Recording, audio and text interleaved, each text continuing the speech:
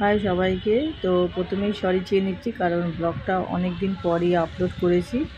তো তোমাদেরকে দেখাবো আজকে যে নতুনত্ব। সত্যি কথা বলতে দোলনা এসছে, আর আমি দোলনার খুব বড় ফ্যান, লাভার যা বলো বলতে পারো।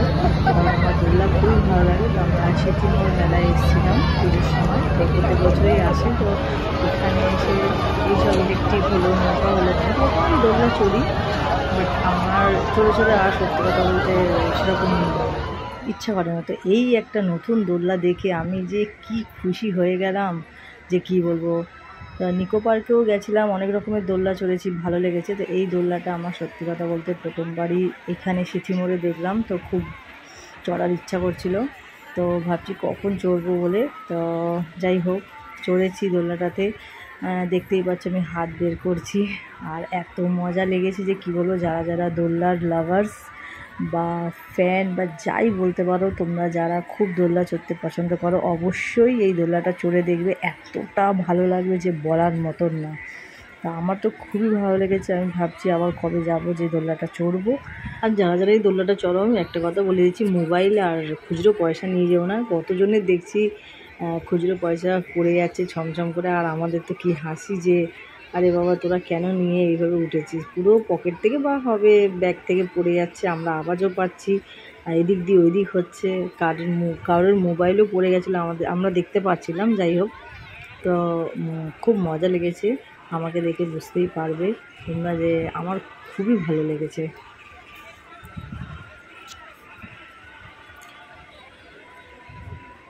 এই ভাই তো সরতেই চাইছে না, তো বললাম ভাই সরো। উফ, কি খুশি আমি, কি খুশি। তারপরে আমার ছেলে নিয়ে চলে গেল আমাকে এই দোলনায় চড়তে। নৌকা আমার তো চড়ার একদম ইচ্ছাই ছিল না, যে আমি ওই দোলনাতে চড়েছি। আমি কি খুশি যে আমি আর এইবারে আর কোনো দোলনায় চড়বো না।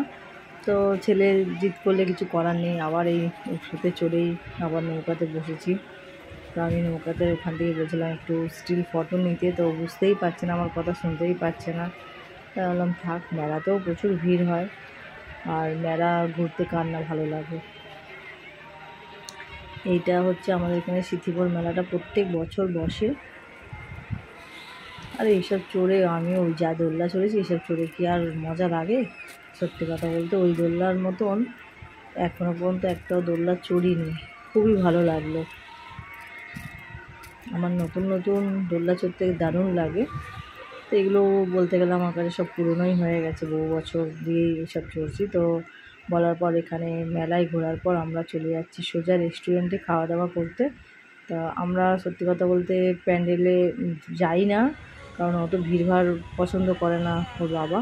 তো এই রেস্টুরেন্টে পৌঁছে গেছি আর্সেনালে। আর আর্সেনালে এই বছর আমি একটা জিনিস দেখলাম, খারাপ লাগলো, যে যেখানে মানে আমরা তো আর্সেনালে যখনই যাই ওপরেই খেতে বসি। এই বছর দেখলাম নিচে বসিয়েছে। ওখানে নিচে মানে কি, যেখানে হচ্ছে আমাদের পার্সেল ডেলিভারি হয়, সেখানে ওই যে সবাইকে এখানেও আবার সিট করেছে, তো এখানে বসানো হয়েছে। আর এর মধ্যে এইটা হচ্ছে আমি নিজেই তৈরি করছিলাম, কি করব, খাবার দিয়ে যাচ্ছিল না। মেন কোর্স এখনও স্টার্টার্স আসতে অনেকটা দেরি করছিল বলে কি করব, এইসব আমরা একটু সেলফি নিচ্ছি, একটু ফটো তুলছি, একটু গান করছি, এসব মানে করছি। করে আমি সাজাচ্ছিলাম বলে আমাকে সবাই বারণ করছিলাম, কেন করব না, এগুলো করলে আনন্দ হয়। তো বলতে বলতেই সব খাওয়া দাওয়া হয়ে যাওয়ার পর আমাদের মেন কোর্স চলে এসছে। সবাই কে কী খাবে আমি বলছি সবাই নিয়ে নাও। নেওয়ার পর খাওয়া দাওয়া করলাম, খুবই ভালো, সত্যি কথা বলতে টেস্টফুল। তো আমি আমার মেয়েকে বলছি, দেখ বাবু, যে লাস্টে খাবে সেই কিন্তু টাকা দেবে। হ্যাঁ, তো আমার মেয়ে বলছে, ওরে বাবা আমি তাড়াতাড়ি খেয়ে নিই। তাই বললাম তাড়াতাড়ি খেলে হবে না, বলার পরেই আমি তাড়াতাড়ি করে খেয়ে নিয়েছি, ওকে কথার মধ্যে রেখে। তো আজকের সত্যি কথা বলতে এই ট্রিটটা আমার ছিল, তো আমি ওদেরকে খাইয়েছি। যে আমার মেয়ে মাথা নাড়ছে যে না আমি দেবো না টাকা, আমি তোকেই দিতে হবে, না দিলে দেখ তোকে বাসন মাজতে হবে এখানে। তো বলছে আমি তাহলে চলে যাচ্ছি।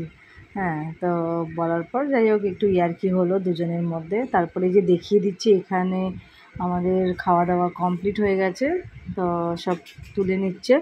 আর এই জায়গাটা হচ্ছে পার্সেলের লাইন, দেখতেই পাচ্ছেন সবাই। তো যাই হোক, খাওয়া দাওয়া সেরে এবার আমরা বাড়ি ফিরছি। তো ছেলের হচ্ছে জল তেষ্টা পেয়েছে, ও জল খাবে না, ও থামস আপ খাবে। আমি বলছি আদৌ তোর জল তেষ্টা পাইনি, বল থামস আপ খাবি বলে বাহানা করছিস। তো এখান থেকে আমরা অটো একটা রিজার্ভ করেছি, সোজা বাড়ির দিকেই যাবে। তা কারণ এই পুজোর সময় না অটো টোটো পাওয়া খুব মুশকিল, তার জন্য আমরা একদম রিজার্ভ করেই আসার সময় এসেছিলাম আর যাওয়ার সময় যাচ্ছি।